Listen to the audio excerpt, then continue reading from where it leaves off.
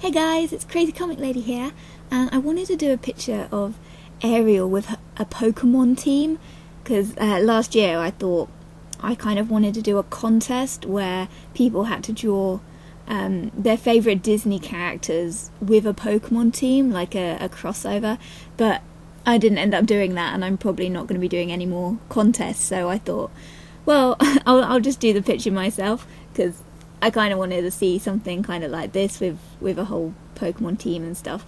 And for some reason I got it into my head that I'd do it in watercolours, because I'm really bad with watercolours, but for some reason I thought, well, I haven't used them in ages. Maybe that means I've magically gotten better with them and I'll be able to use them now.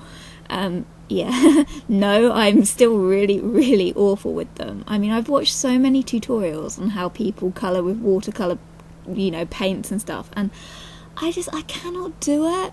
It's just it just does not come naturally to me at all, whereas markers and coloured pencils and acrylic paint, not a problem. I can just pick it up and go. I didn't really need to learn how to do it, but with watercolour paints, it's just like I cannot understand how people can use it. I don't know, it's really, really difficult for me.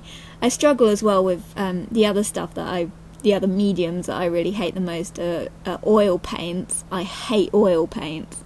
And I'm pretty rubbish with pastels as well, like chalk pastels. They're okay for backgrounds, but I struggle with them mostly just because they make so much mess, and I hate mess. I don't know. When it comes to like arty stuff, I don't like mess everywhere and dirty fingers and yeah.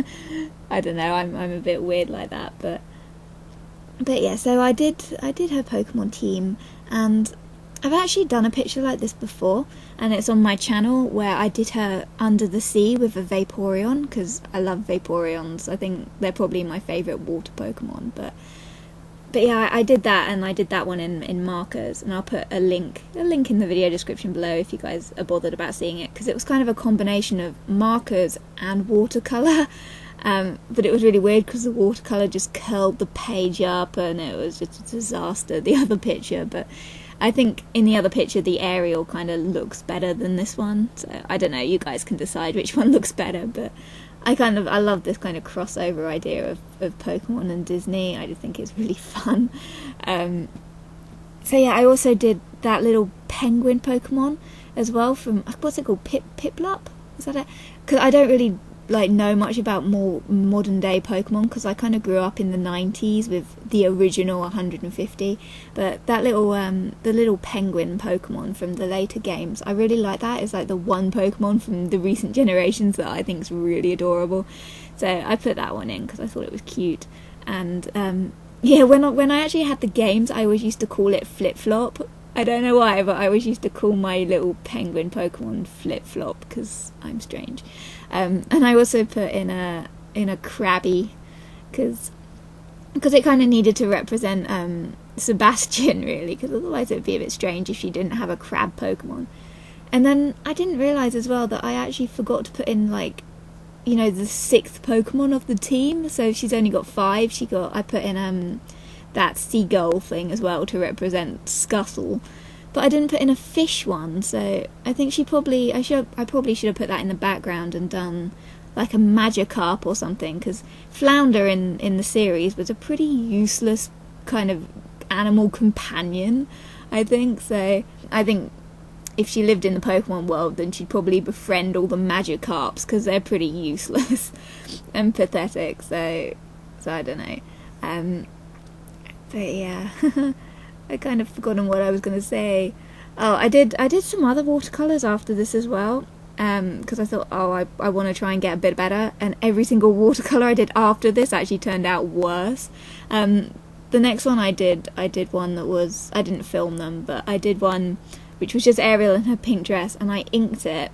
And that was a big mistake, because the pen I used, when I went over it with watercolours, I suspected this would probably happen, but I didn't realise quite how badly it would happen, but the ink leaked everywhere when you went over it with watercolours, so the line art just smudged and destroyed the picture. It looked horrific.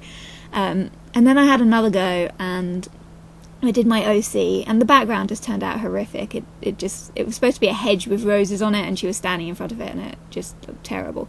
But I actually inked the third picture I did with a Copic multiliner, and I was really skeptical about using a Copic multiliner, because whenever I use them in my marker drawings, they always leak. You know, when you go over them with marker pens, they just smudge everywhere. Copic multiliners are awful to use with Letraset markers. They're really, really bad. So I inked my watercolour picture with a Copic multiliner, thinking this is just gonna smudge everywhere and it's gonna be awful.